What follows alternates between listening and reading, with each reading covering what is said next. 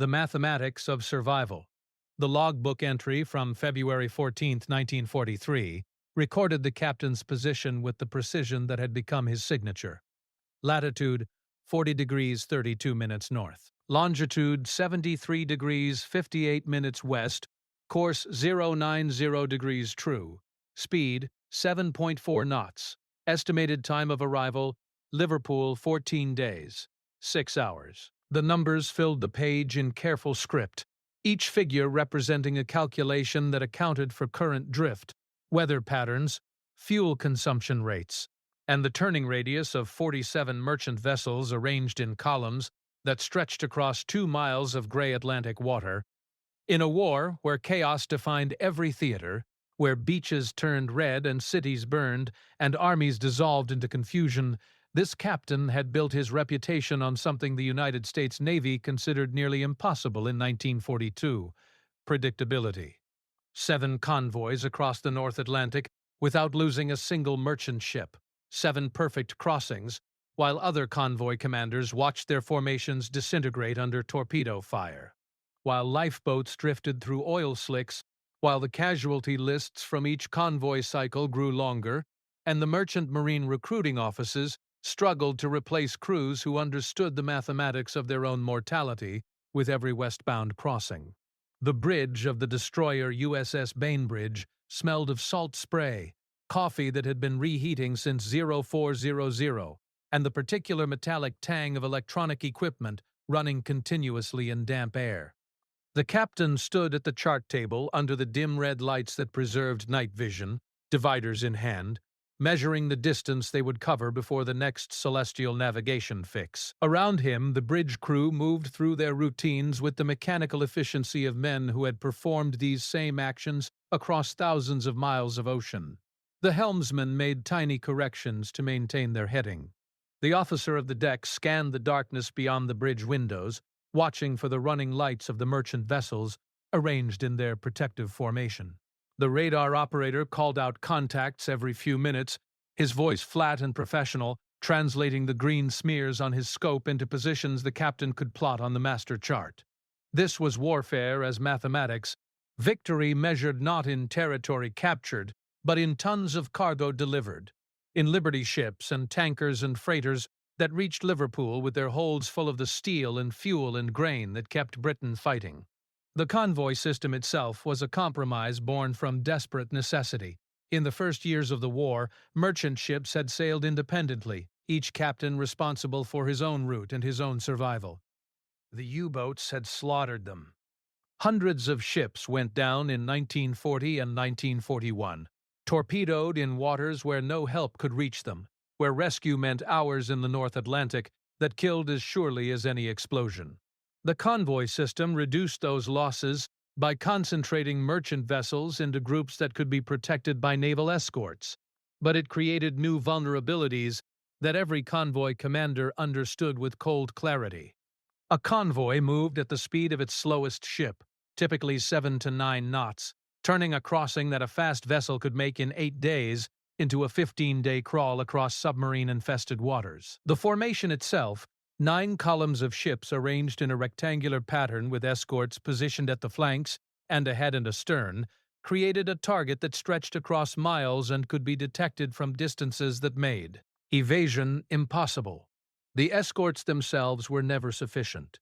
4 destroyers and 2 corvettes trying to protect 53 merchant vessels spread thin across a defensive perimeter they couldn't possibly cover completely. Armed with depth charges that worked only against submarines they could locate, and sonar that functioned poorly in rough seas, and crews stretched across too many watches with too little sleep. The captain had made his reputation by treating the Atlantic crossing as an engineering problem, while other commanders improvised routes based on the latest intelligence reports, making course changes that threw off their schedules and scattered their formations. He maintained rigid discipline. His convoys followed predetermined tracks, calculated to the nautical mile, adjusted only for weather severe enough to threaten the ships themselves. He studied current patterns and seasonal wind data with the intensity other officers devoted to enemy capabilities. He drilled his merchant captains on station keeping, until the formation held its shape through fog and storms.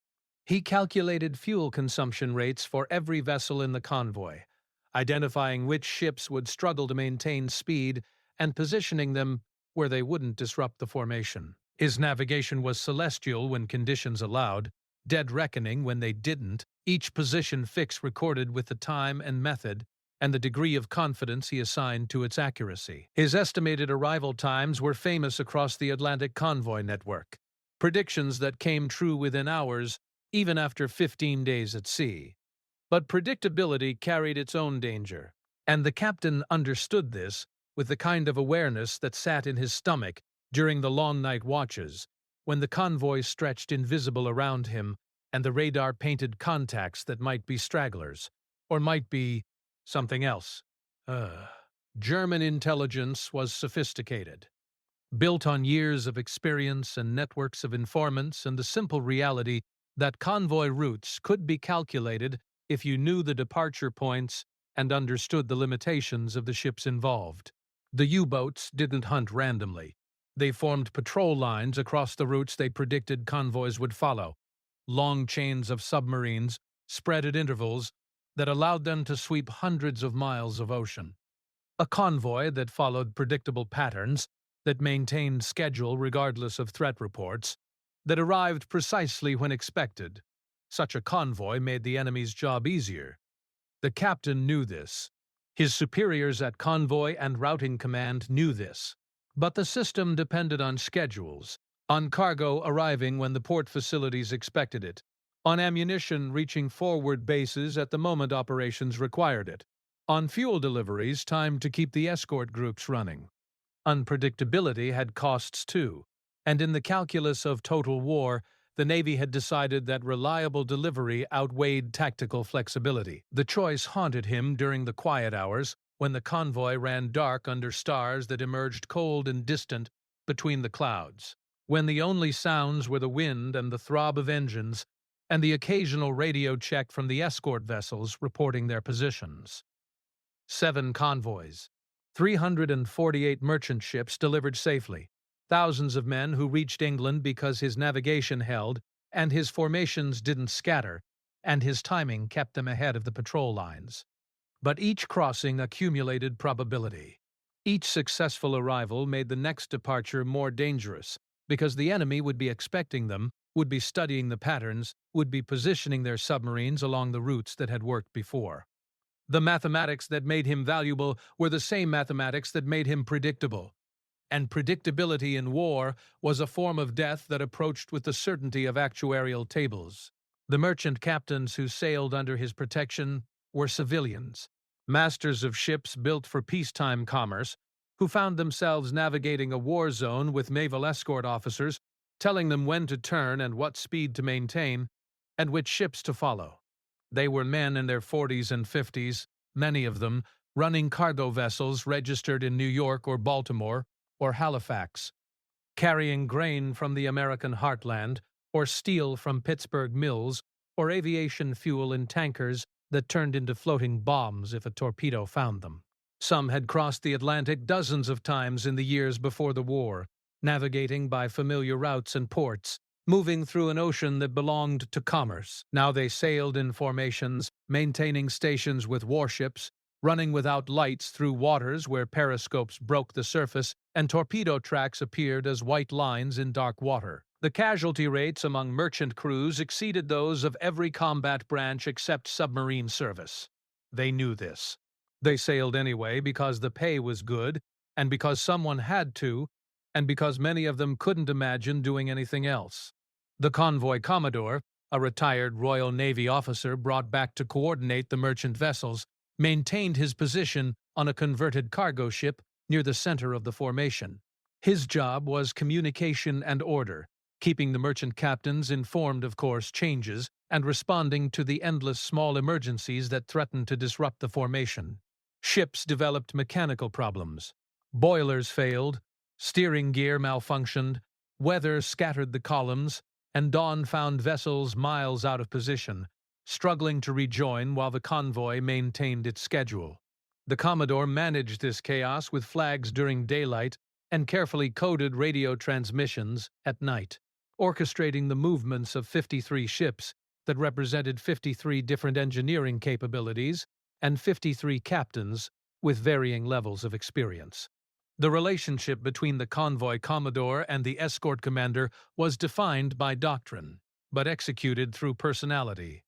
Two men coordinating between the merchant vessels that carried the cargo and the warships that provided protection, balancing the need to maintain formation against the tactical requirements of submarine defense. The captain checked his chronometer against the hack watch, confirming the time to the second. In 6 hours, they would make their next position fix, combining celestial navigation with dead reckoning to establish their location within a few miles. The quartermaster would log it. The navigator would update the chart. The radio room would prepare the encrypted transmission they would send once they reached the edge of radio range, informing convoy and routing command that they were on schedule and proceeding along their assigned route. This routine had held for 7 crossings, and the captain maintained it with the discipline of superstition, even as he understood that discipline and superstition were dangerous luxuries in an ocean that was learning to hunt convoys with mathematical precision of its own. The German U-boats were coordinating now, assembling into Wolfpacks that attacked not singly but in waves, communications between submarines allowing them to mass against convoys they located through systematic search patterns. The Battle of the Atlantic had become a contest between two forms of mathematics: the Allied convoy system that concentrated targets to enable protection, and the German Wolfpack tactics that concentrated attackers to overwhelm that protection. The captain's 7 successful crossings existed in the narrow margin where Allied mathematics still held an advantage. But that margin was closing, and he could feel it in the intelligence briefings and the casualty reports, and the simple fact that more U-boats were operating in the Atlantic now than at any previous point in the war. Over 100 submarines, patrol lines across every major convoy route, tactics evolving faster than doctrine could adapt. The ocean was changing, learning, becoming something different than it had been even 6 months earlier, and he was about to take 53 ships into waters where his reputation for perfect timing might have made him fatally predictable. The silence between transmissions, the briefing room in the Naval Operating Base at New York smelled of cigarette smoke and mildew, the walls covered with charts that showed the North Atlantic divided into grid squares, each square representing hundreds of miles of ocean where U-boats might be operating or convoys might be crossing or Allied patrol aircraft might be searching. The captain sat in a metal folding chair, one of a dozen escort commanders receiving the pre-departure intelligence assessment, watching as a lieutenant commander from Convoy and Routing Command pointed to positions marked with red pins that indicated known or suspected submarine activity.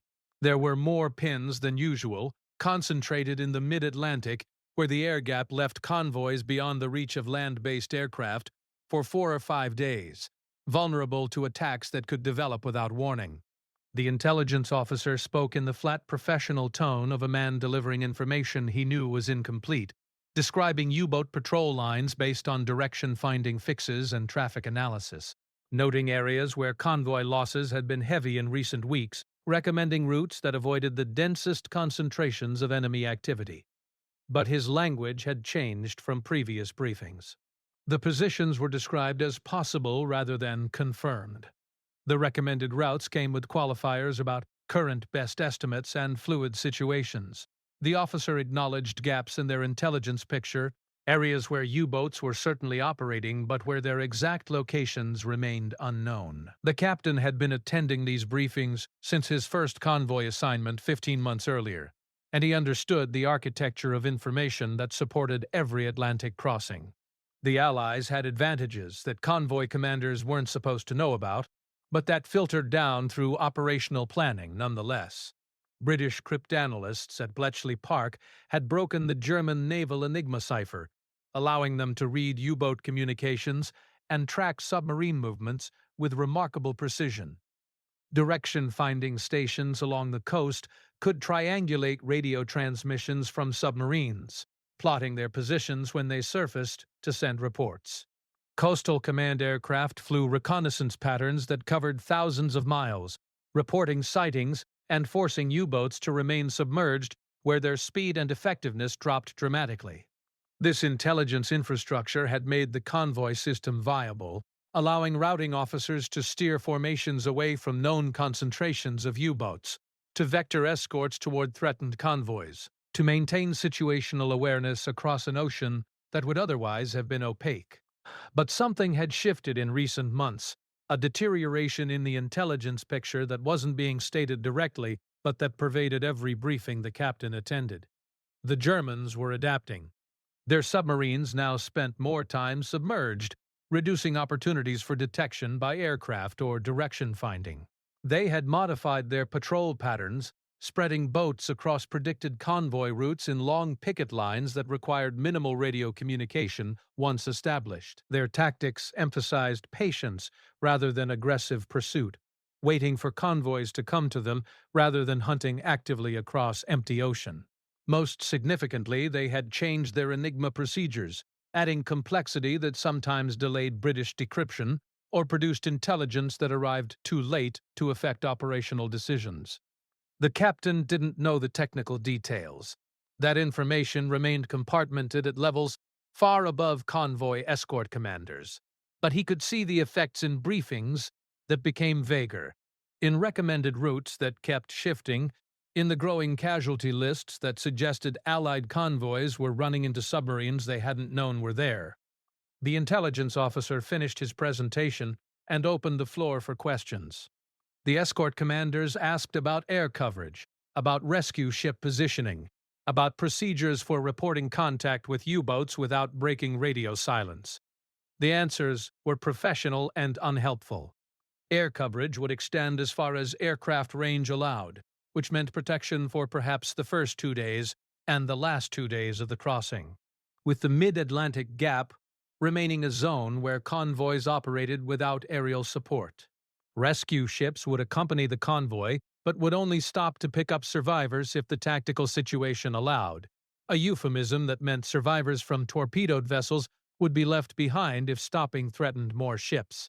Radio silence would be maintained except for emergencies, with emergency defined as situations where breaking silence would provide intelligence value greater than the risk of revealing the convoy's position. The captain asked about recent convoy losses, wanting to understand patterns that might inform his own tactical decisions. The intelligence officer consulted his notes and provided statistics that carried their own weight: 17% losses across all Atlantic convoys in January 1943, with some individual convoys losing a third or more of their ships. The worst attacks had occurred in the mid-Atlantic Gap, where Wolfpacks had assembled against convoys without air support, where the mathematics of 6 or 8 submarines attacking simultaneously overwhelmed escort groups designed to defend against 1 or 2 boats operating independently. After the briefing, the captain walked down to the piers where his convoy was assembling. The 53 merchant vessels represented a cross-section of Allied shipping, Liberty ships fresh from American shipyards, older cargo vessels that had been running the Atlantic since the 1920s, tankers carrying aviation fuel or diesel, refrigerated ships loaded with meat, a handful of troop transports that would join the convoy for the protection it offered, even though their speed capability exceeded the convoy's maximum. They were tied up in rows, loading cargo through the night. Longshoremen working under floodlights, while shore cranes swung pallets and nets full of crates, and the occasional tank or artillery piece destined for the British Eighth Army. The merchant captains were meeting with the convoy commodore, receiving their station assignments and the sealed orders that would tell them what course to steer if the convoy scattered under attack. The captain knew most of them from previous crossings, recognized the expressions that combined resignation and determination, the particular fatalism of men who understood exactly what risks they were accepting, but who showed up for departure nonetheless. His own ship, the USS Bainbridge, was a Fletcher-class destroyer, commissioned 18 months earlier, modern by the standards of the escort groups, but already showing the wear of continuous Atlantic operations. Her hull bore the scars of heavy weather and one close encounter with a U-boat that had gotten inside the escort screen before being driven off. Her crew had developed the mechanical efficiency of men who had learned their jobs under conditions that punished mistakes, who understood that their survival depended on systems functioning when called upon, and that system failure meant death for themselves and for the merchant vessels they protected. The captain had developed relationships with his key officers, the executive officer who managed the ship's routine and freed him to focus on tactical decisions, the gunnery officer who coordinated the depth charge attacks that were their primary weapon against submarines, the sonar officer who interpreted the acoustic returns that might indicate a U-boat, or might be thermal layers or schools of fish, or any of a dozen phenomena that produced similar signals. The communications officer found him on the pier, bringing the final convoy routing orders that had just arrived from Convoy and Routing Command.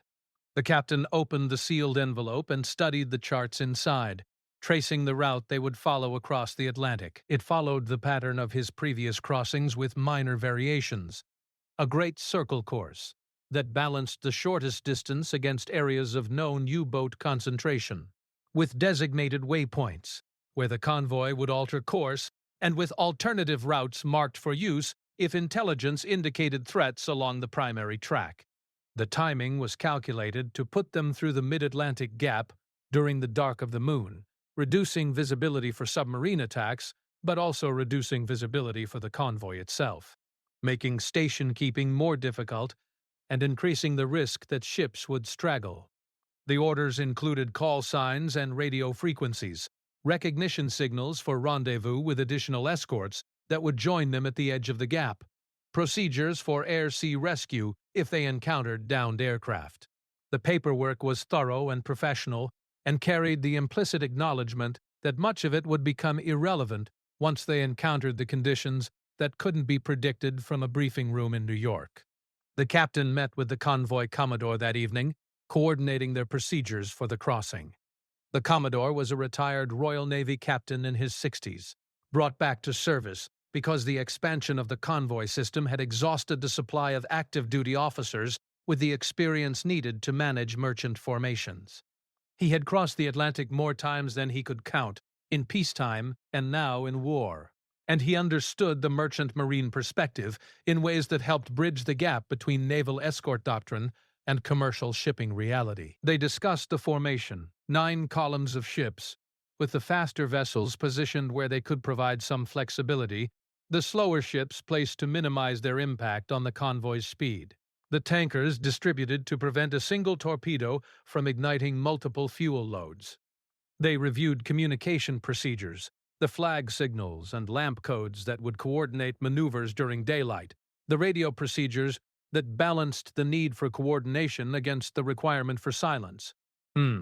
They talked about weather forecasts that predicted heavy seas in the mid-Atlantic, about mechanical problems that several ships had reported, about the persistent shortage of escort vessels that left every convoy underprotected compared to doctrinal requirements. The Commodore had questions about intelligence, about what the captain had learned in the briefing that might affect their crossing. The captain shared what he could without revealing classified information, describing the deteriorating clarity of U-boat tracking, the increase in patrol line tactics, the concentration of enemy activity in the mid-Atlantic gap. The Commodore absorbed this with the expression of a man who had heard similar reports before and who understood that intelligence rarely changed the fundamental equation. They would sail on schedule with the escorts they had been assigned, and they would hope that their route avoided the major submarine concentrations, and that their luck held for one more crossing. The mathematics of probability said their luck wouldn't hold indefinitely. Every convoy that completed the crossing successfully increased the likelihood that the next convoy would encounter the patrol lines that had missed the previous ones. But probability was abstract, and departure was scheduled for 0600 tomorrow, and 53 ships would sail regardless of what statistics suggested about their chances. The captain returned to the Bainbridge near midnight, walking through his ship on an inspection that had become ritual before every departure. He checked the depth charge racks, confirming loads and ready status. He visited the sonar room where operators were conducting pre-departure calibration. He stopped in the radio room reviewing communication gear and encryption systems. He inspected damage control stations, gun mounts, the engine room where the turbines that would drive them across 3,000 miles of ocean sat quiet now, but ready for the sustained operations that would begin tomorrow. The crew recognized his presence without reacting overtly. Men who understood that their captain needed to see the ship's readiness for himself, who took professional pride in their systems being prepared for his inspection. In his sea cabin adjacent to the bridge, the captain reviewed the charts one final time, studying the route, the waypoints, the estimated times that structured their crossing into segments he could navigate and monitor.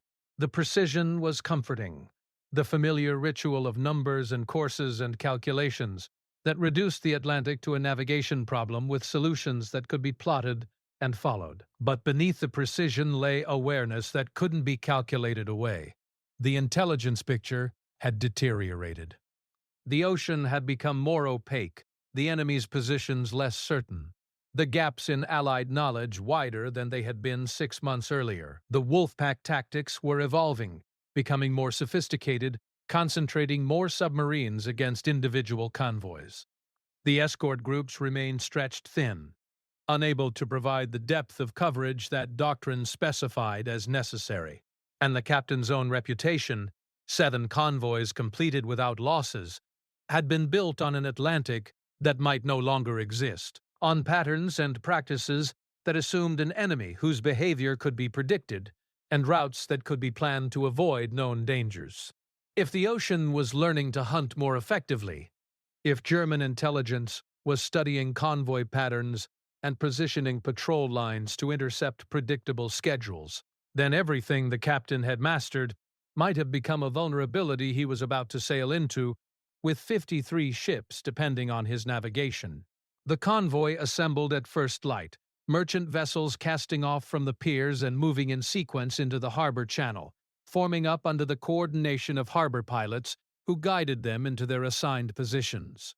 The escort vessels took their stations around the perimeter, the Bainbridge at the head of the formation, with destroyers on the flanks and corvettes bringing up the rear. The formation moved slowly through the harbor approaches, gaining speed as they cleared the defensive nets and reached open water. The captain stood on the bridge wing, watching the columns take shape, counting hulls to confirm all 53 vessels were in position. The city receded behind them, morning light catching on buildings and waterfront that would be the last land most of these men would see for 15 days. The ocean ahead was gray and empty, surface conditions moderate, visibility good enough for station keeping, but with cloud cover that promised weather later.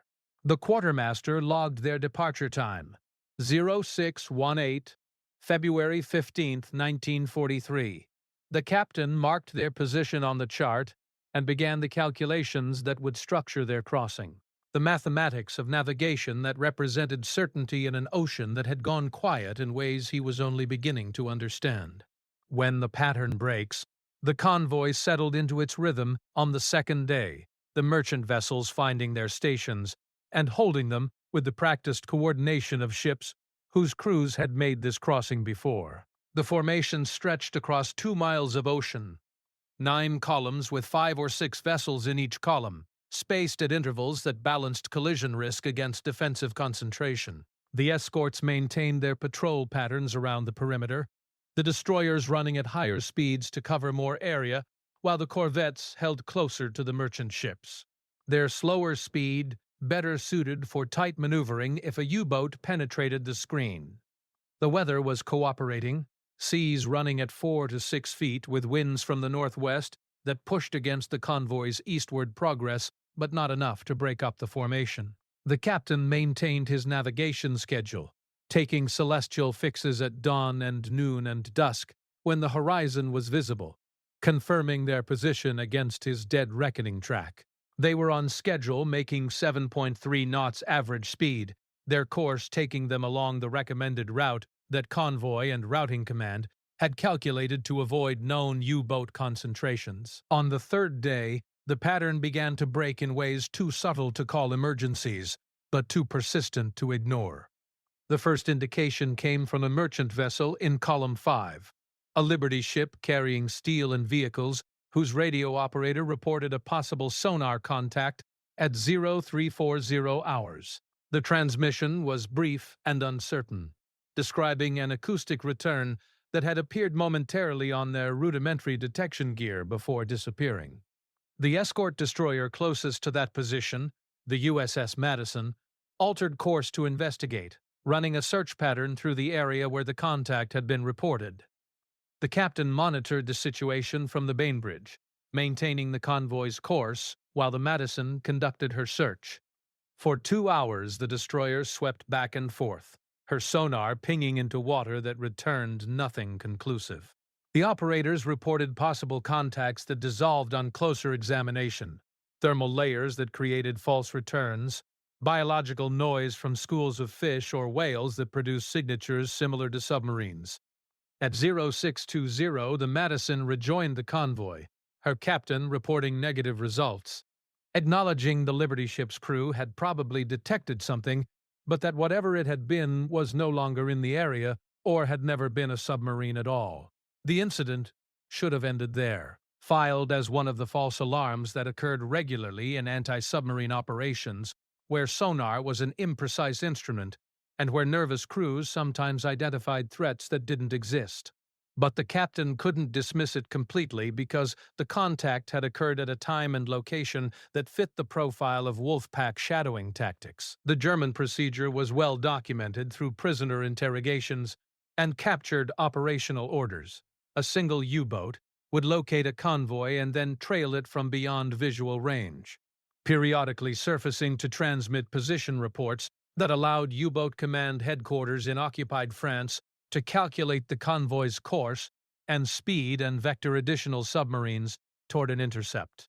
The shadowing submarine would maintain contact but avoid attacking, preserving the element of surprise until enough boats had assembled to overwhelm the escort screen. The convoy wouldn't know it had been found until the coordinated attack began, usually at night, when submarines could operate on the surface with their superior speed and lower profile. The captain called a conference with his escort commanders on the intership radio circuit, keeping the transmission brief to minimize time on the air. He described the Liberty ship's contact and the Madison's negative search results, asking for assessment. The destroyer captains were cautious in their evaluations, acknowledging the contact might have been a submarine, but noting the lack of confirmation and the difficulty of maintaining sonar contact in current sea conditions. The corvette commanders, operating older vessels with less sophisticated equipment, reported no unusual contacts from their positions. The consensus was uncertainty, a situation where they might have been detected or might have experienced a false alarm, where a U-boat might be shadowing them, or where the ocean had produced one of its countless acoustic anomalies. The captain made the decision to maintain course and speed, gambling that deviation would be more dangerous than holding their planned route. But he increased alert status and ordered the escorts to expand their patrol patterns, pushing further from the convoy to extend the detection range. Through the day, additional signs accumulated without adding clarity. At 11:20 hours, a merchant ship in the starboard column reported what might have been a periscope at extreme visual range, visible for perhaps 5 seconds before disappearing into a wave trough. The escort destroyer in that sector raced to the position and found nothing. At 14:40 hours, the hydrophone operator on one of the corvettes reported faint propeller sounds at the edge of detection range, sounds that suggested a submarine running submerged, but that disappeared when the corvette altered course to investigate. At 17:35 hours, as dusk settled across the convoy, the Bainbridge's own radar operator reported a surface contact at 14,000 yards, present for a single sweep of the radar antenna before vanishing, suggesting either a submarine that had surfaced briefly to take a navigation fix or a radar ghost produced by unusual atmospheric conditions. Each incident, taken individually, was inconclusive. Collectively, they created a pattern that suggested something was tracking the convoy, maintaining position beyond detection range, gathering information about their formation and speed and heading. The captain understood Wolfpack doctrine well enough to know this was exactly how coordinated attacks developed. The shadowing submarine wouldn't reveal itself through aggressive action. It would remain at the edge of contact, surfacing only when necessary, transmitting position reports in brief encrypted bursts that Allied direction-finding stations might detect but couldn't prevent. Meanwhile, other U-boats would be closing on the convoy's projected track, assembling a strike force large enough to attack from multiple directions simultaneously. The convoy wouldn't know the Wolfpack had formed until torpedoes began hitting, and by then the tactical situation would have shifted from prevention to damage control. The convoy's defensive posture was built around assumptions that had worked for the captain's previous 7 crossings, but that depended on information the convoy no longer possessed. The zigzag pattern they followed was designed to complicate torpedo aiming by making course changes at irregular intervals, forcing submarines to recalculate firing solutions continuously. But zigzagging reduced their speed over ground and increased fuel consumption, and only worked if submarines didn't know the pattern. The escort screen was positioned to detect submarines attempting to penetrate the formation, but it couldn't cover all approaches simultaneously, and it assumed submarines would attack submerged where their speed was limited. Wolfpack tactics exploited these assumptions by using surface attacks at night, when submarines could outrun the escorts, and where the visual confusion made coordinated defense nearly impossible. The mathematical certainty that had defined the captain's previous crossings, predictable routes, calculated timings, disciplined formations, had been effective against U-boats operating independently. Against coordinated Wolfpack tactics, that same certainty might have made his convoy easier to intercept. The weather deteriorated through the afternoon, seas building to 8 feet, with wind gusts approaching 30 knots. The merchant vessels began to struggle with station keeping, their different hull designs and engine capabilities causing them to respond differently to the increasingly chaotic water. Ships in the heavier seas on the convoy's windward side fell behind as they reduced speed to avoid structural damage from wave impacts. Ships on the leeward side surged ahead as following seas helped push them forward. The neat rectangular formation began to stretch and compress, columns losing their alignment, individual ships opening gaps or closing too near their neighbors. The convoy commodore worked continuously with flag signals and radio messages to maintain some semblance of order, directing faster ships to reduce power and slower ships to increase revolutions, orchestrating a constant adjustment that kept the formation from disintegrating completely. The escorts faced their own challenges, smaller vessels struggling in seas that threw them around violently. Sonar effectiveness, degrading as water conditions created acoustic interference, radar performance diminishing in the heavy weather clutter. The captain's schedule began to slip. The calculations that had predicted their positions with hour-by-hour precision now required constant revision as actual speed over ground fell below planned velocity. Ships were making 6 knots instead of 7, and in some periods less than that as they turned into weather or fought through particularly heavy seas. The delay was measured in hours rather than days, but it represented a breakdown of the predictability that had been his signature. More significantly, it meant they would reach the mid-Atlantic gap behind schedule, arriving in the zone where they would be beyond air cover at a time different from what had been planned, potentially placing them in the path of patrol lines that had been positioned based on predicted timing. The intelligence picture provided no clarity. Coastal Command aircraft that had been providing reconnaissance ahead of their route reported no sightings during their sweeps, but heavy cloud cover limited visibility, and submarines could remain submerged during daylight hours without significantly affecting their ability to intercept a slow-moving convoy. By the evening of the 3rd day, the captain faced a decision point that crystallized all the uncertainties that had been accumulating. The possible contacts suggested they had been detected and were being shadowed, but there was no definitive confirmation. The deteriorating weather was disrupting their formation and delaying their schedule, but it also provided concealment and made submarine operations more difficult. The planned route ahead would take them deeper into the mid-Atlantic gap, beyond the range of land-based aircraft, into waters where convoy losses had been heaviest in recent months. The alternative was to alter course, deviating from their assigned route to avoid the area where U-boats might be assembling. But course changes had their own risks, because Convoy and Routing Command had calculated the recommended route based on all available intelligence about U-boat dispositions. Deviating might take them away from known threats, but into unknown dangers, might avoid one patrol line but run directly into another that had been positioned elsewhere. The captain studied the charts in his sea cabin, measuring alternatives, calculating times and distances, weighing tactical options against strategic requirements. The doctrine was clear: maintain course unless directed otherwise by higher authority, or unless concrete intelligence indicated imminent threat.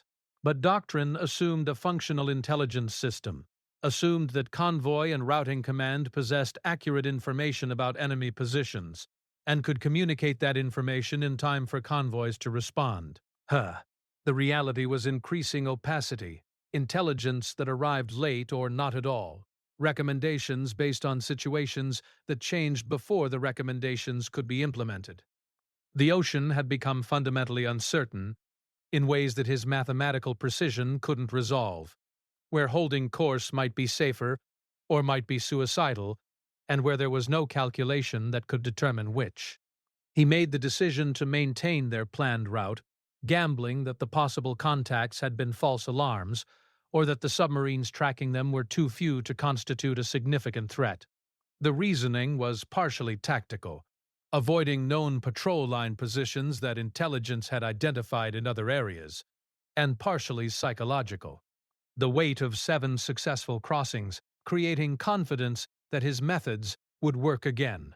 But beneath the professional justification lay something closer to fatalism, the understanding that in the mid-Atlantic there were no safe routes, only routes where danger hadn't yet manifested. The convoy would continue on schedule to the extent weather allowed, would maintain formation discipline, would trust that the escort screen and the vigilance of lookouts and the effectiveness of their anti-submarine weapons would be sufficient to defend against whatever they encountered. The mathematical certainty that had defined his previous crossings had dissolved into probability calculation and incomplete information and decisions made with awareness that any choice might be wrong. The convoy entered the 4th day scattered across 3 miles of ocean instead of the planned 2, ships struggling to regain station after the night's weather, escorts running search patterns that found nothing conclusive. The captain marked their position on the chart and calculated a revised estimated time of arrival that now showed them reaching Liverpool 16 days from departure instead of the planned 15. The delay was small in absolute terms, but significant in implications, because it meant their trajectory through the danger zone had become less predictable, harder for their own forces to support, and possibly easier for enemy forces to intercept. The ocean ahead was empty on radar and silent on sonar, giving no indication of what might be waiting in the darkness that would fall in 8 hours. The captain maintained his watch routine and his navigation discipline and the professional demeanor that kept his crew confident. But he understood with increasing certainty that the pattern they had followed successfully 7 times had broken in ways he couldn't repair through skill or calculation. The ocean had gone quiet, not because it was empty, but because something was learning to hunt more carefully than the mathematics of convoy defense had accounted for. The mathematics of collapse. The attack began at 22:40 hours, on the 4th night, not with the concentrated fury the captain had been anticipating, but with a single torpedo that struck a merchant vessel near the rear of the starboard column. The explosion lit the darkness with a flash that silhouetted the surrounding ships, followed by the deep concussive sound that traveled through water and hull steel, felt as much as heard by every man in the convoy.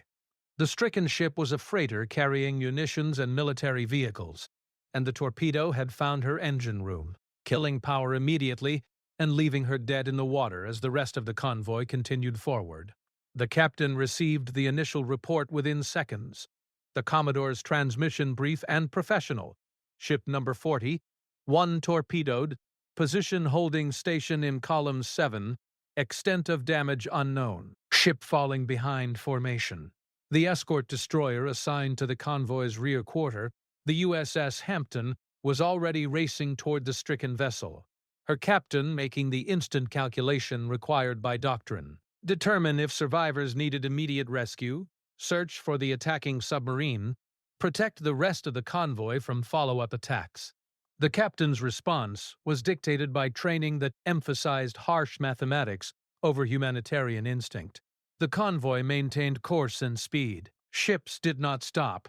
Escorts did not concentrate around a single casualty, when that concentration would leave the rest of the formation vulnerable. The Hampton would conduct her search and rescue what survivors she could reach quickly. But if she detected additional submarine contacts, or if the tactical situation deteriorated, she would abandon the rescue operation and return to the convoy.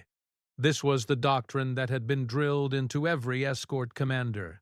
The cold equation that said one ship lost was tragic but acceptable, while stopping to rescue survivors from that ship almost guaranteed additional losses. The captain knew the doctrine. He had trained on it. He had watched it play out in after-action reports from other convoys.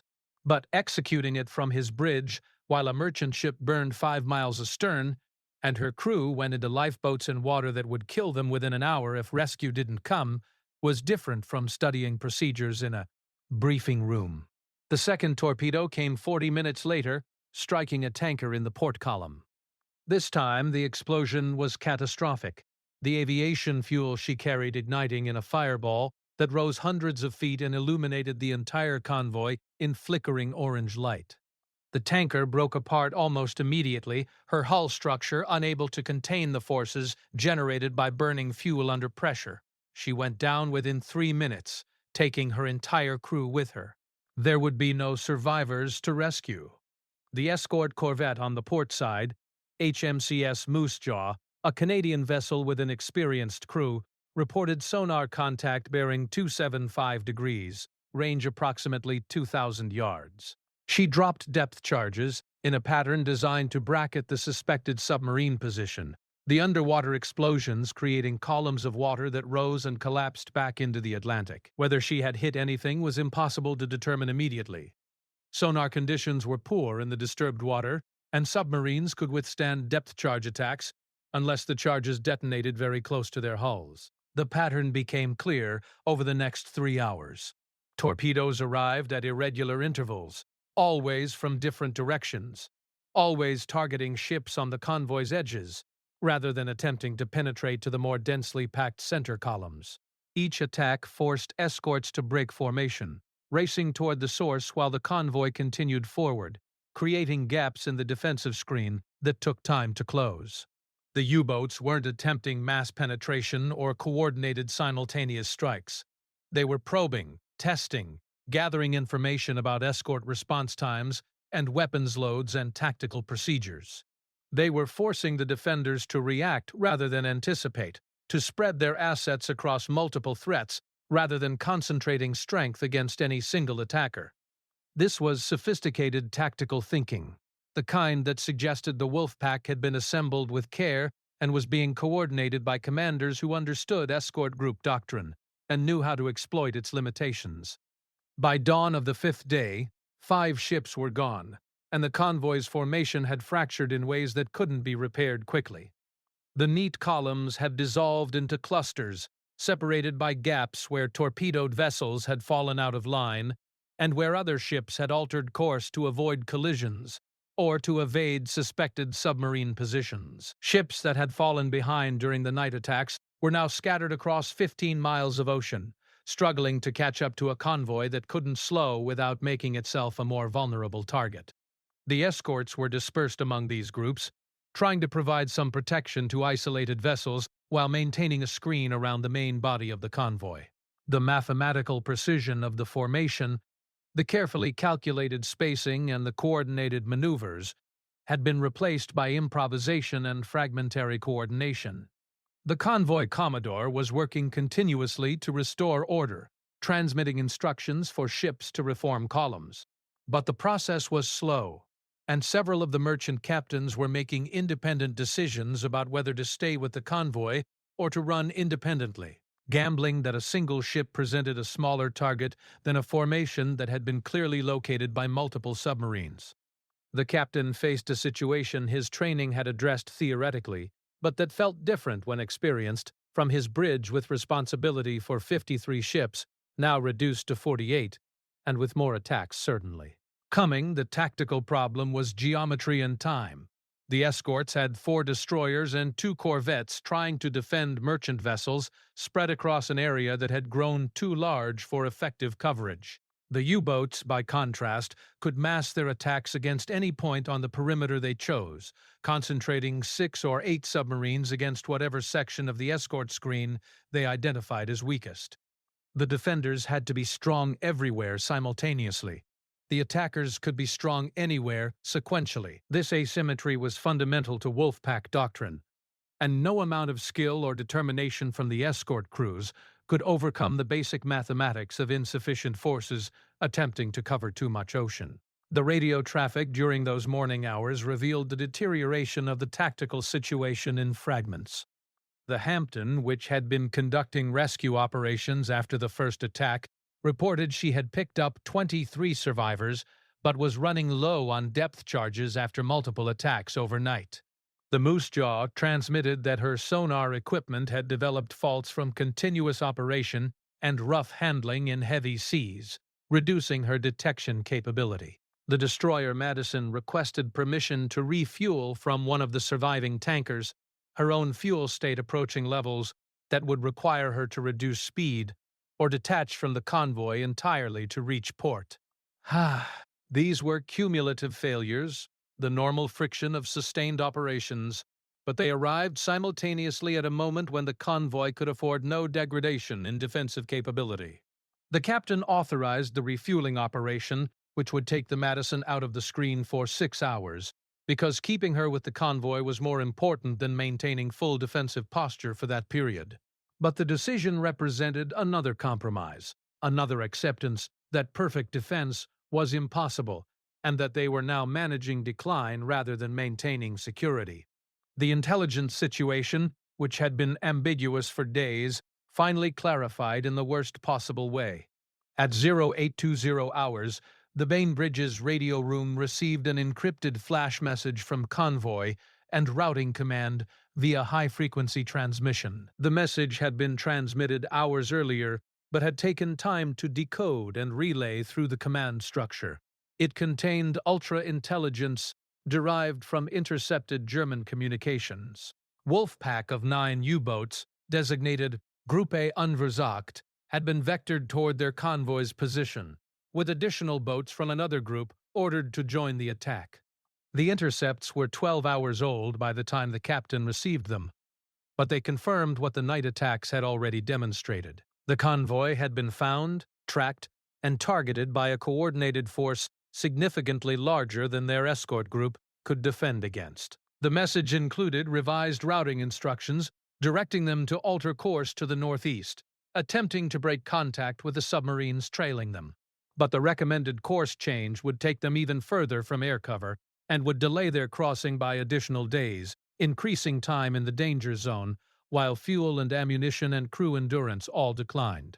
The captain studied the new routing instructions in his sea cabin, measuring the alternatives against deteriorating reality. Altering course might help them evade the immediate concentration of U-boats, but the submarines had demonstrated they could track the convoy and could coordinate their approach, regardless of course changes. The Wolfpack wasn't hunting blindly. It was receiving information from shadowing boats or from shore-based intelligence that could predict convoy movements based on radio traffic analysis or previous pattern behavior. Changing course consumed time and fuel and disrupted the formation further, and there was no guarantee the new course would be safer than their current track. But maintaining current course meant sailing directly toward a known concentration of submarines that had already demonstrated their ability to penetrate the escort screen. Either choice involved accepting losses.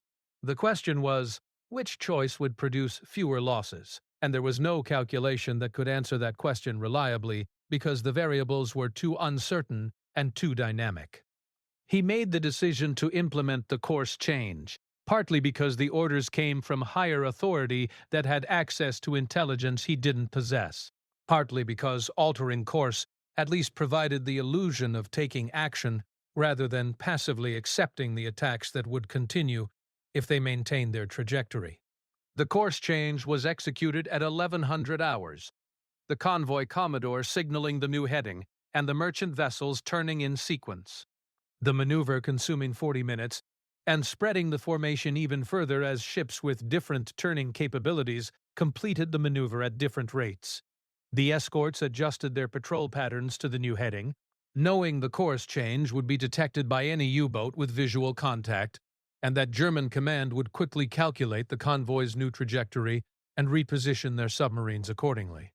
The mathematics of pursuit and evasion favored the submarines because convoys moved at predictable speeds and left trails that could be followed, while submarines could dive to avoid detection and surface to sprint ahead of the convoy's projected track. The afternoon brought no attacks, which provided no comfort, because daylight hours had been relatively quiet throughout the operation, while the U-boats recharged batteries and repositioned for night strikes. The convoy used the time to attempt reformation, but the process was only partially successful.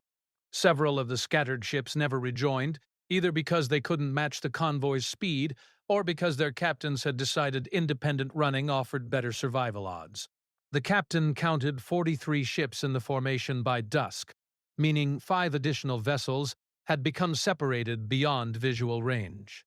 Whether those ships would survive or fall victim to submarines that found them alone was unknowable, but doctrine said they were now on their own. The escort group couldn't detach vessels to search for stragglers without further weakening the defense of the main convoy.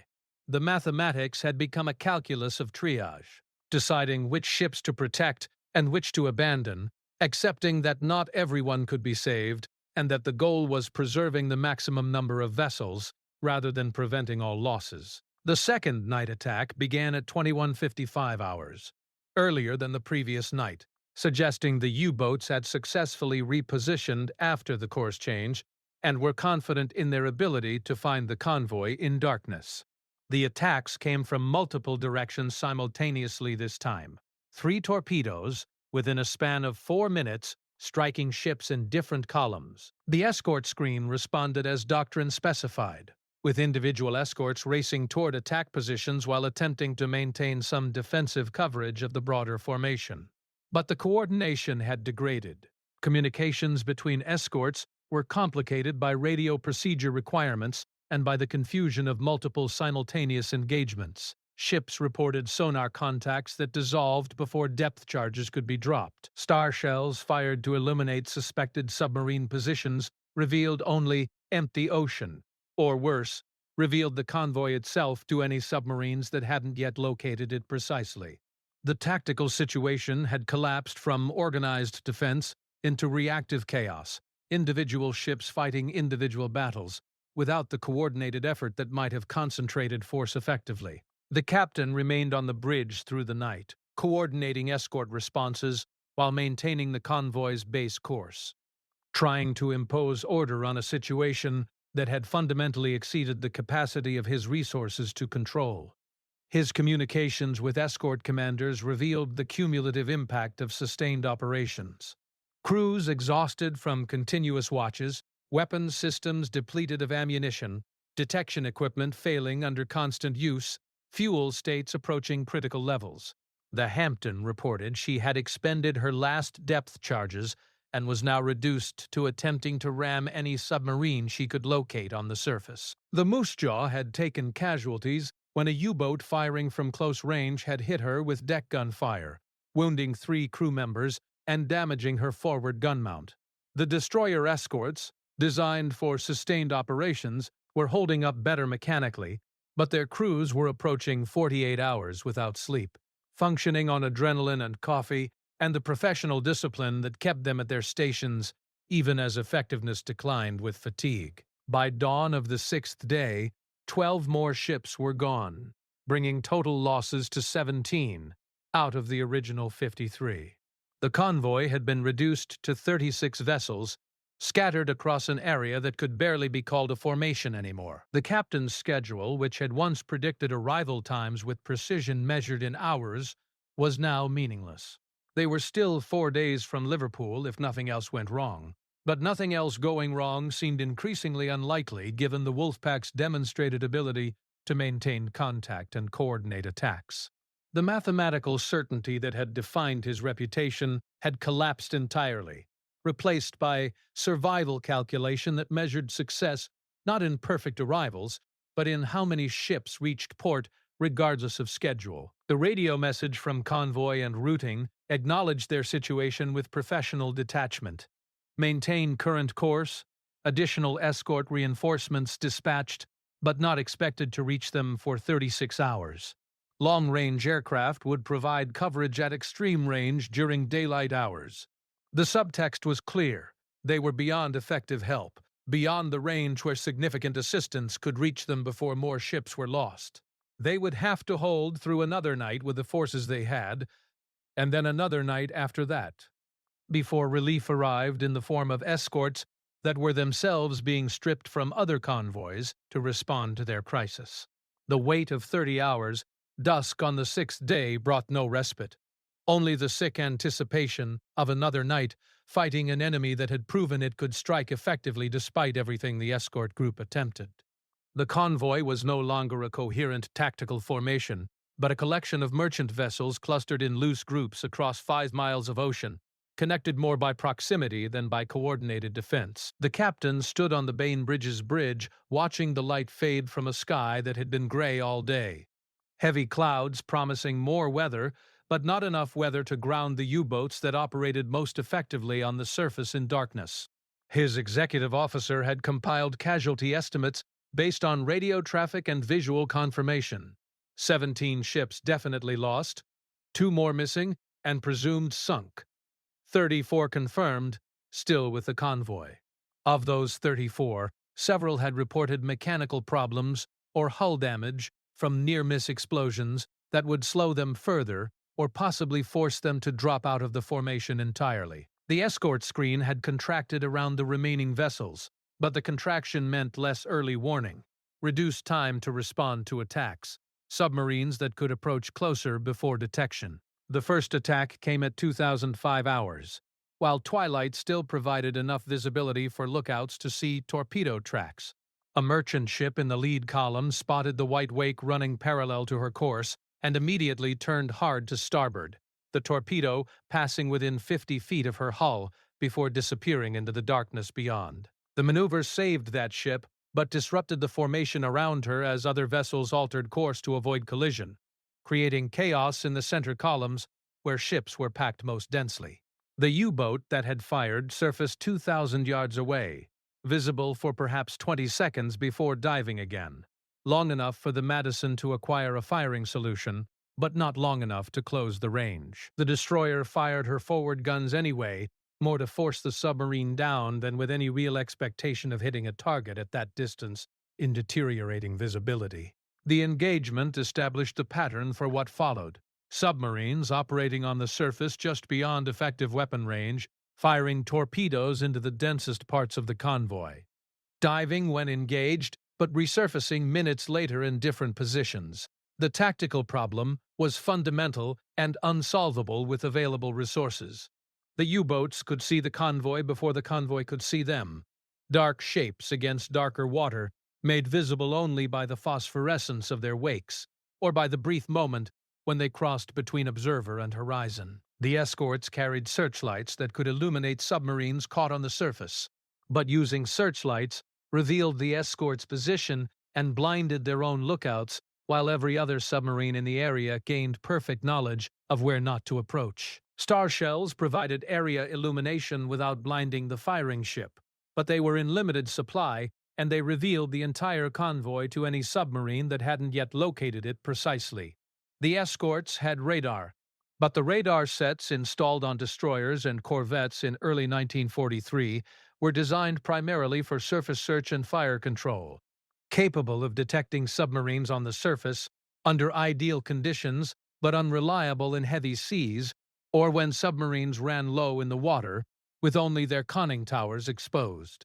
The captain coordinated the defense from his bridge, maintaining radio contact with escort commanders who reported contact after contact without being able to convert those contacts into kills. The Hampton, operating without depth charges, attempted to ram a submarine that surfaced within 500 yards, but the U-boat dived before the destroyer could close the range, leaving the Hampton racing through empty water while sonar operators tried to reacquire the target in disturbed water conditions.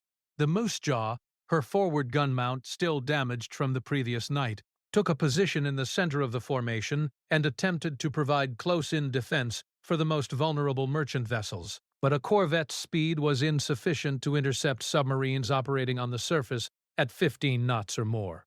The destroyer escorts ran at maximum speed around the convoy's perimeter, trying to force U-boats to submerge through aggressive patrolling, but four ships couldn't cover the entire circumference, and the submarines adapted by timing their approaches to exploit gaps in the patrol pattern.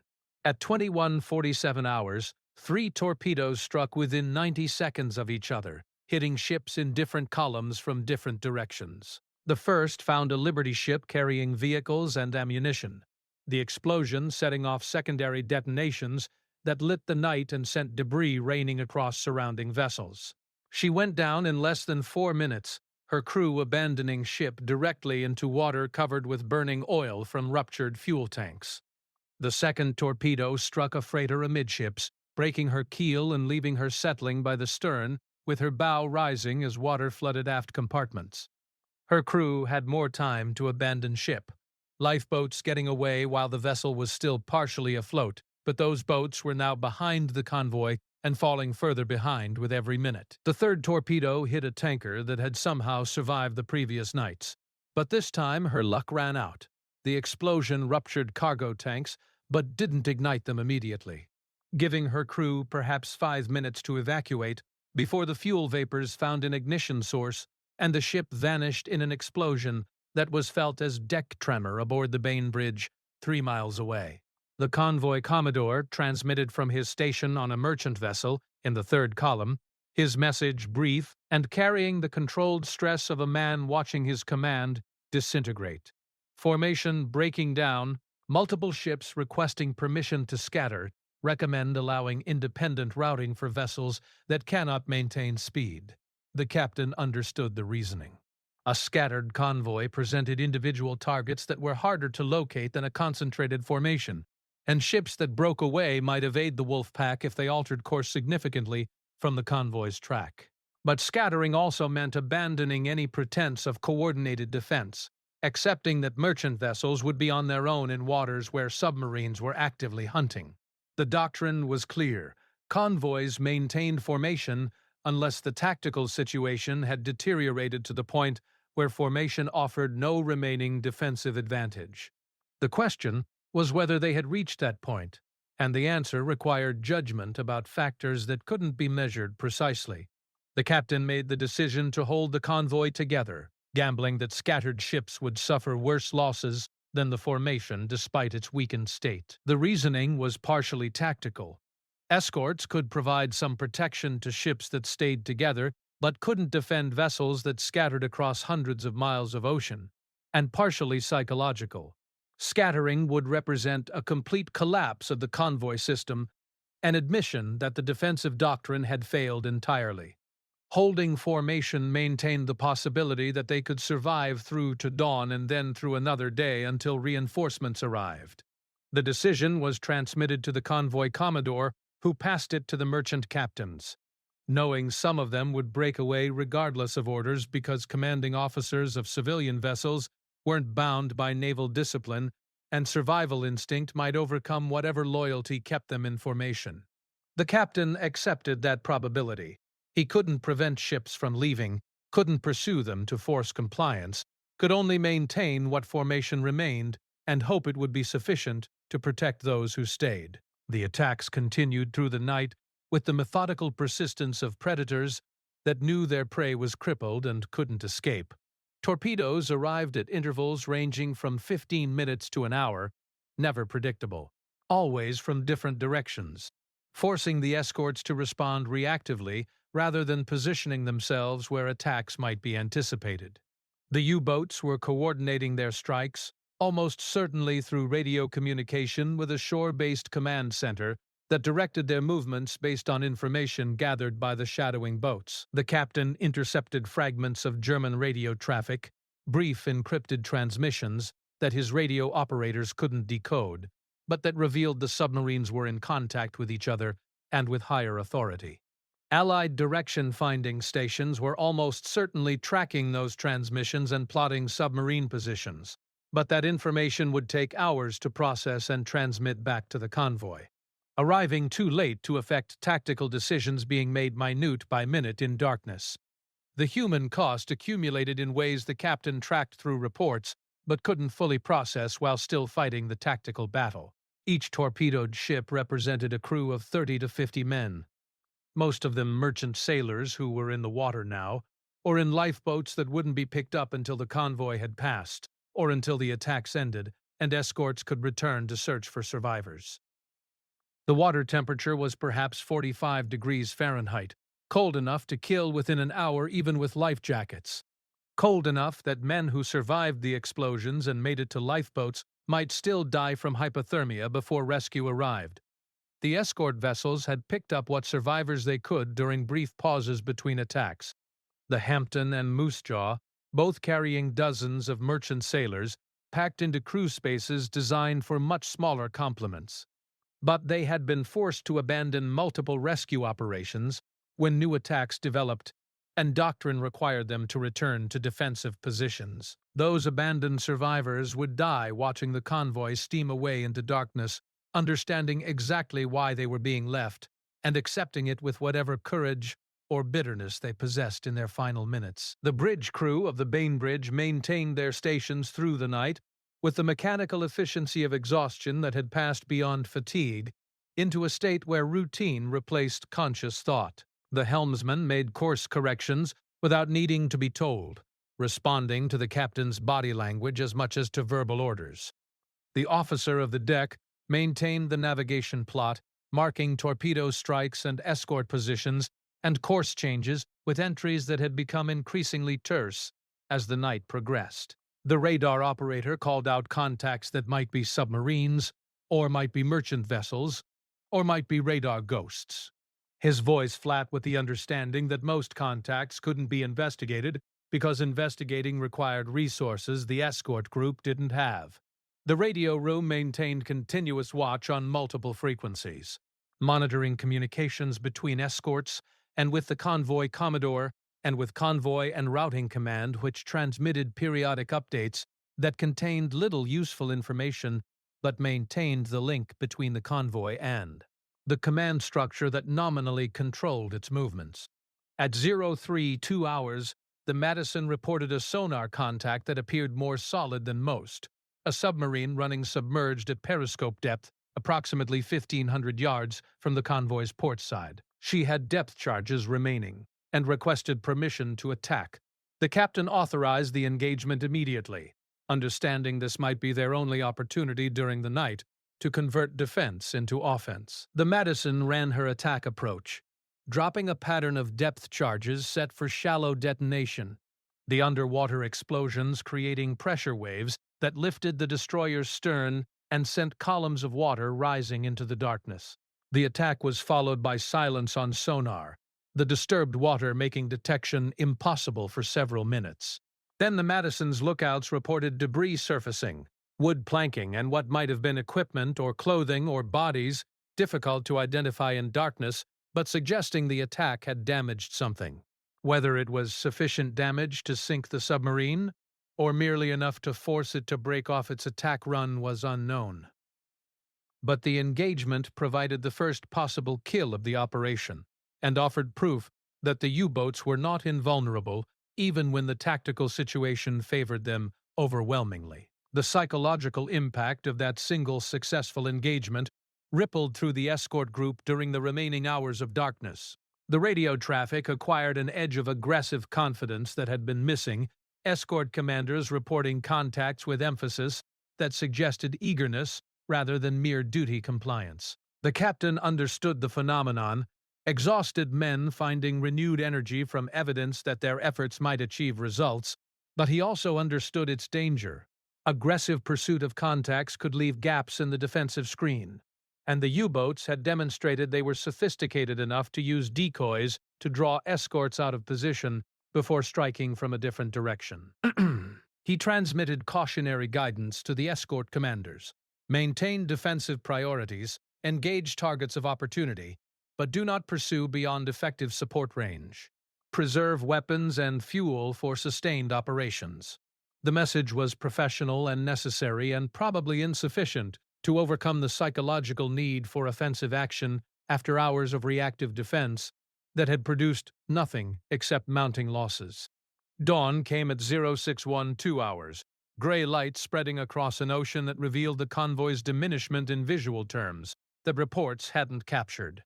Where 53 ships had begun the crossing, perhaps 28 were visible in formation, with several more scattered behind, trying to catch up, and an unknown number missing entirely.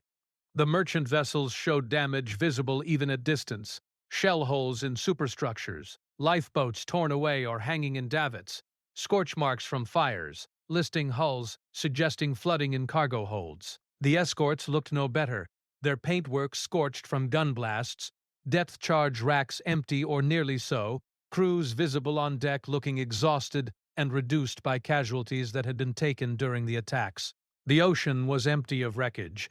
The ships that had been sunk during the night had gone down miles astern, their debris fields marking a trail that stretched back 50 nautical miles to where the first attacks had begun 30 hours earlier. The captain ordered a status report from all vessels, needing to understand what capability remained for the day ahead and the night that would follow. The responses compiled by his executive officer revealed an escort group that had been reduced to marginal effectiveness. The Hampton had no depth charges remaining and was down to 20% fuel. Would need to detach for refueling or risk dead sticking before reaching port. The Moose Jaw had her forward gun mount still inoperative and had reported stress cracks in her hull from heavy weather and aggressive maneuvering during attacks. The Madison had expended 70% of her depth charges and had 2 crew members seriously wounded, requiring medical evacuation they couldn't provide.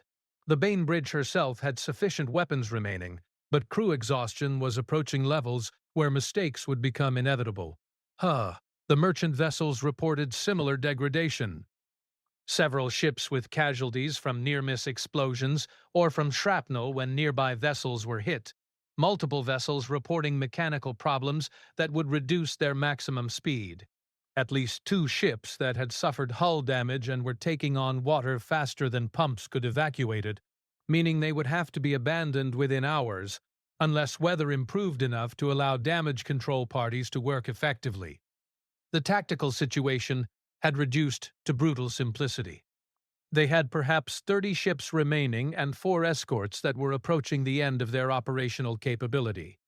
They were still 3 days from Liverpool if nothing else went wrong. The reinforcements promised by Convoy and Routing Command were 12 hours away at best, closer to 18 hours if the relief escorts encountered weather or if they had been delayed by other demands on the overstretched Atlantic escort force. Long-range aircraft would provide some coverage during daylight hours, forcing the U-boats to remain submerged and reducing their ability to maneuver into attack positions.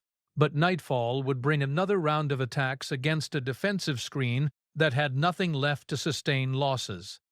The captain studied the chart in his sea cabin, measuring the distance remaining, calculating fuel consumption and speed over ground, and estimated arrival time that assumed no further delays.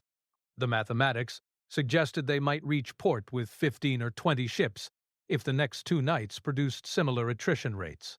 That would represent losing more than 60% of the convoy, a casualty rate that exceeded all but the worst convoy battles in the Atlantic's history. But 60% losses meant 40% delivered, and the brutal arithmetic of total war said 40% was better than nothing. Said the supplies that reached England on those surviving ships would matter more than the supplies that went to the bottom mattered to the operational balance.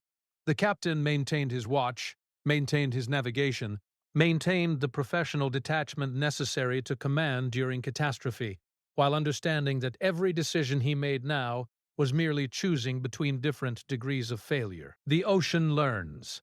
The reinforcement escorts arrived at 14:30 hours on the 7th day. 3 destroyers from a support group that had been detached from another convoy route and diverted to their position based on the mounting casualty reports. Their arrival was visible on radar before they appeared on the horizon. Contacts approaching at high speed that resolved into warships running at their maximum sustainable velocity to reach a convoy that intelligence had flagged as fighting for survival.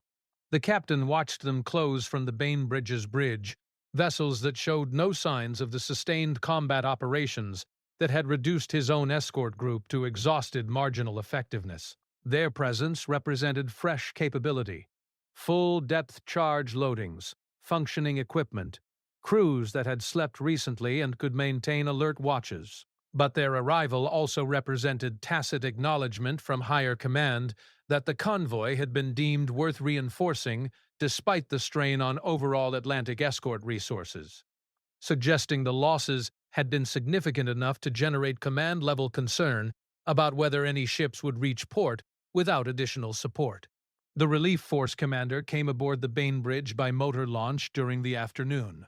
A captain senior to him by date of rank, who assumed overall escort coordination while allowing him to retain tactical control of the original group.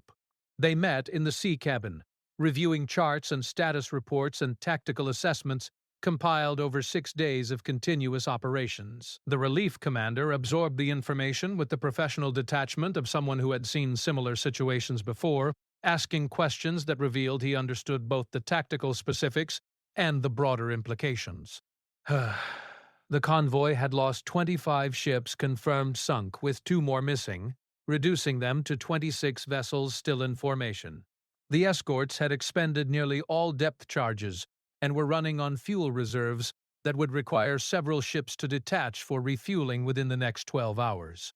Crew fatigue had reached levels where the captain had implemented watch rotations that violated normal procedure, accepting reduced manning on some stations to allow men to sleep in shifts that were too short to provide real rest, but that at least prevented complete collapse.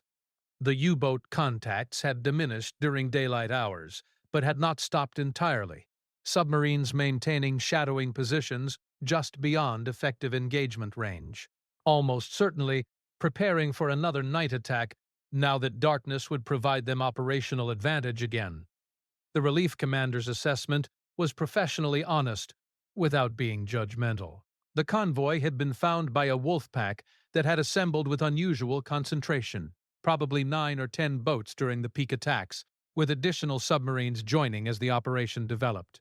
The escort group had responded appropriately, given their resources, but had been outnumbered and outmaneuvered by enemy tactics that exploited the fundamental limitation of convoy defense. Insufficient escorts attempting to protect too many ships across too much ocean. The losses were severe but not unprecedented. Other convoys had suffered similar or worse attrition during the worst periods of the Atlantic battle. The significant factor was that the convoy had held together rather than scattering, maintaining enough cohesion that the reinforcing escorts could integrate into a defensive plan rather than attempting to protect isolated vessels spread across hundreds of miles.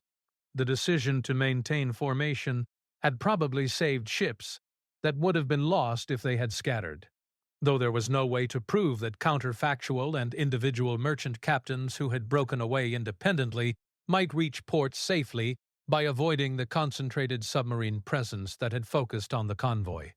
The attacks that night were different in character from what had come before, suggesting the Wolfpack itself was experiencing the cumulative effects of sustained operations. Torpedoes still came, but fewer of them and with longer intervals between strikes. The U-boat seemed more cautious, less willing to press attacks when engaged by escorts, breaking off earlier and diving deeper when threatened. The reinforcing destroyers brought aggressive confidence to the engagement, pursuing contacts with determination that forced submarines to remain submerged, where their effectiveness dropped dramatically. 2 possible kills were recorded during the night, both based on debris fields and oil slicks that surfaced after depth charge attacks, though neither could be confirmed with certainty in darkness and disturbed water.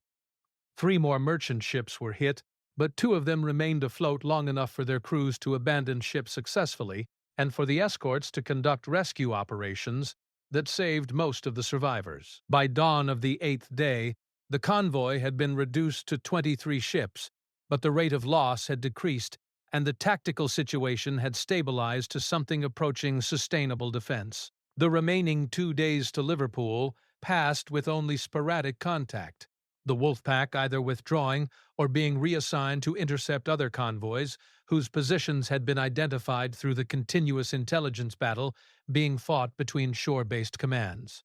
Long-range aircraft provided coverage during daylight hours, forcing submarines to remain submerged or risk attack from aircraft they couldn't effectively engage. The convoy's reduced size allowed tighter formation and more concentrated escort coverage, creating defensive geometry that made penetration more difficult.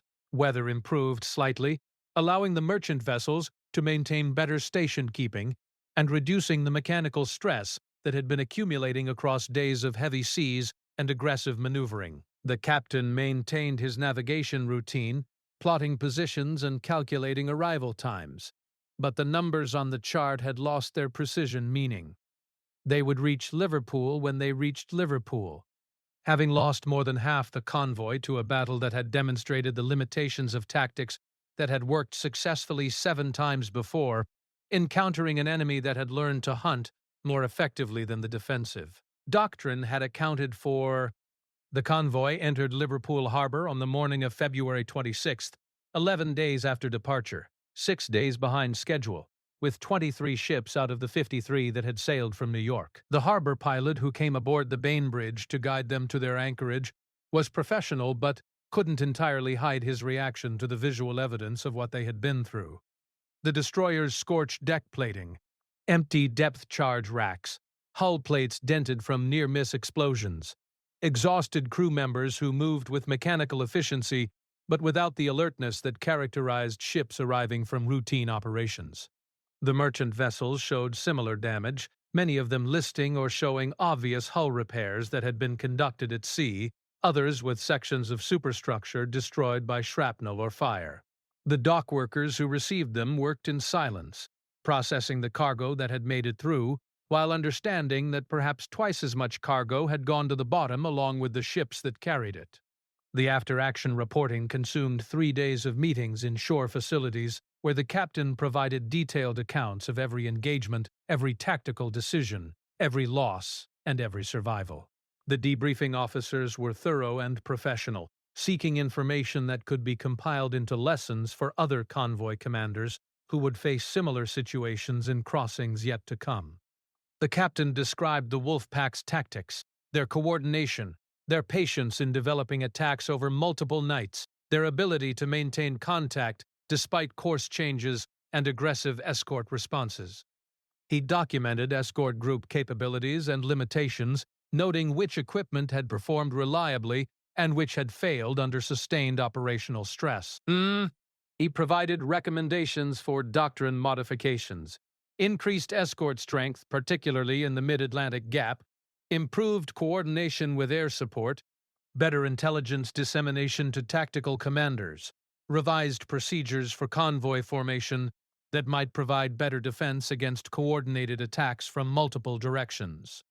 The reporting process was professional and necessary, but it felt abstract, reducing 6 days of combat to tactical assessments and casualty statistics that didn't capture the weight of watching ships burn and survivors being left behind and the progressive collapse of formations that doctrine said should.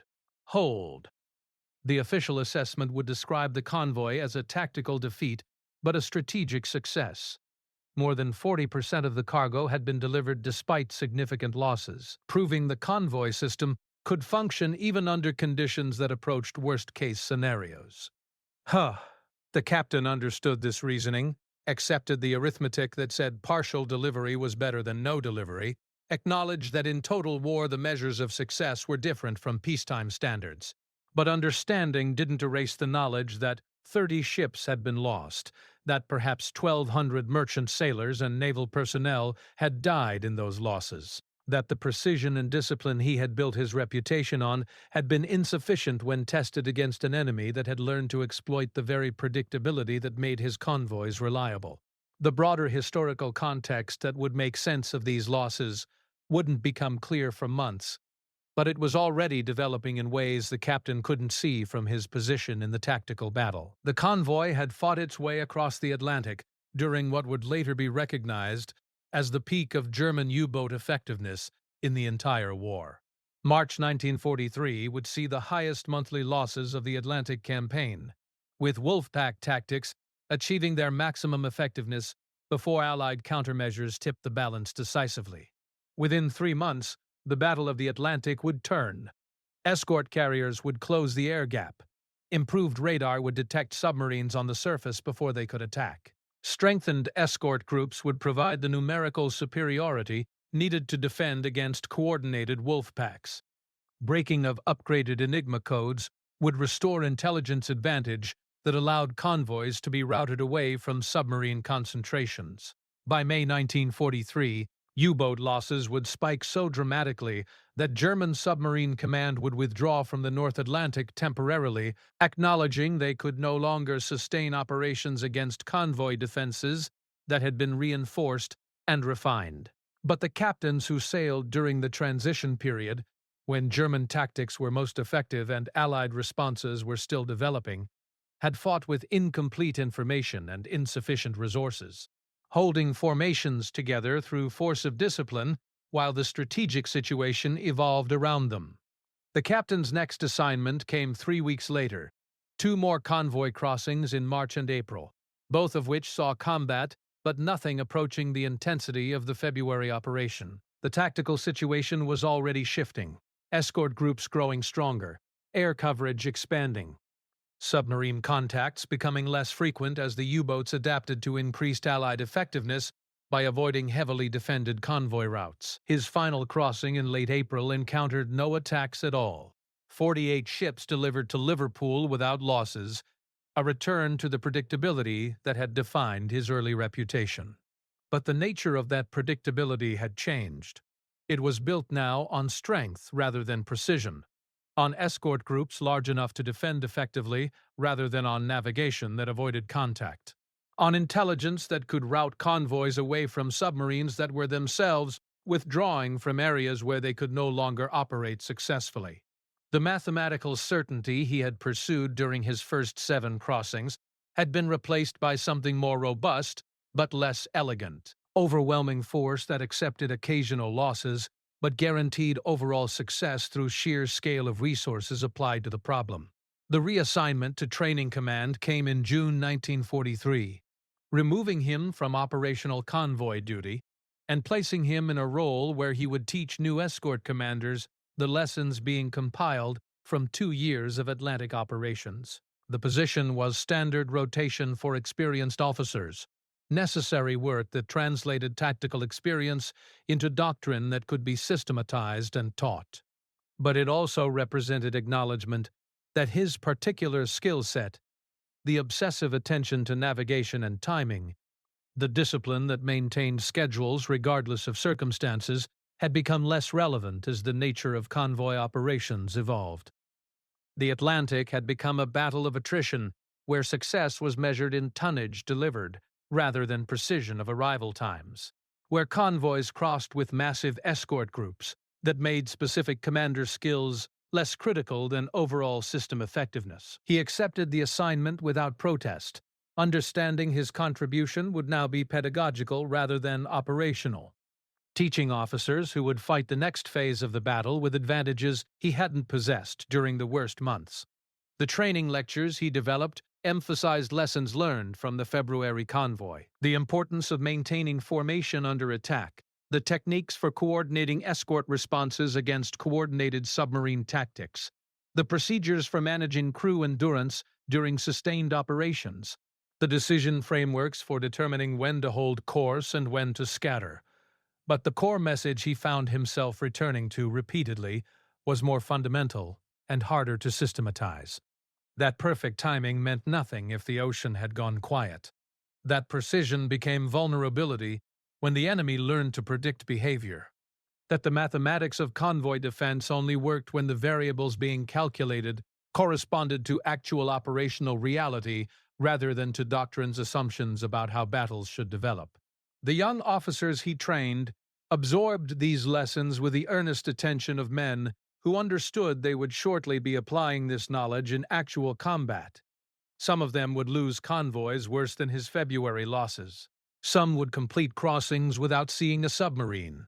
All of them would navigate an ocean that was learning continuously, where tactics that worked in 1 month became obsolete in the next, where survival required adapting faster than the enemy adapted, and where no amount of skill could guarantee outcomes against an adversary that was itself skilled and determined, and fighting with everything they possessed. The merchant sailors who had survived the February convoy scattered to other ships and other crossings.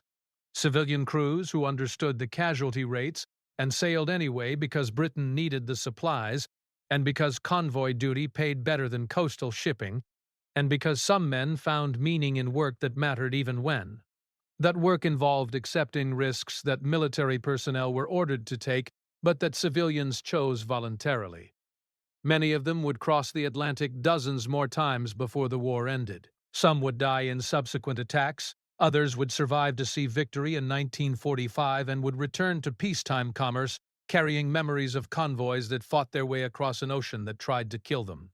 Their contribution would be measured in statistics: tonnage delivered, casualties sustained, convoys completed, numbers that captured operational effectiveness but that couldn't convey the experience of sailing into known danger repeatedly while understanding exactly what the odds were and accepting them anyway because the alternative was unthinkable. The convoy system worked, ultimately not because it prevented losses, but because enough ships got through to matter. The mathematics of total war said the side that could sustain greater losses while maintaining operational capability would prevail, and the Allies possessed resources that allowed them to absorb convoy casualties that would have been catastrophic for a smaller maritime power. The captain's February losses, 30 ships out of 53, represented failure at the tactical level, but success at the strategic level because the 23 ships that reached Liverpool delivered cargo that kept British industry operating, and British people fed, and British military forces equipped. The supplies that went to the bottom mattered less than the supplies that arrived. Harsh arithmetic that defined how industrialized warfare functioned when both sides possessed enough resources that individual battles became statistical entries in a larger campaign. The captain understood this arithmetic intellectually, accepted it professionally, but carried it personally as the weight of command decisions made with imperfect information in situations where every choice involved accepting losses, and where the only question was which losses would be least catastrophic. The ocean had learned to hunt convoys with sophisticated coordination. The Allies had learned to defend convoys with overwhelming force. Both sides would continue learning until one side possessed advantages the other couldn't counter, and men would die during that learning process, their deaths becoming data points in the tactical evolution that gradually resolved into strategic victory, built on foundations of tactical disasters that became acceptable because they occurred in service of larger purposes. That eventually succeeded. The captain, who had kept perfect time across 7 convoys, learned that the ocean respects no schedule, that predictability is a weapon that cuts both directions, that survival sometimes requires abandoning everything that made you successful when the conditions that rewarded that success no longer exist. The mathematics of war are written in salt water and oil slicks, and the names of ships that never reached port, equations that balance loss against delivery, precision against adaptation, the certainty of individual failure against the probability of collective victory. And the lesson the Atlantic taught in the winter of 1943, taught with torpedoes and burning ships and men who froze to death watching their convoy steam away into darkness, was that the ocean always learns faster than doctrine can adapt, and that the captains who survive are not those who execute perfect plans, but those who understand when their plans have become the enemy's advantage.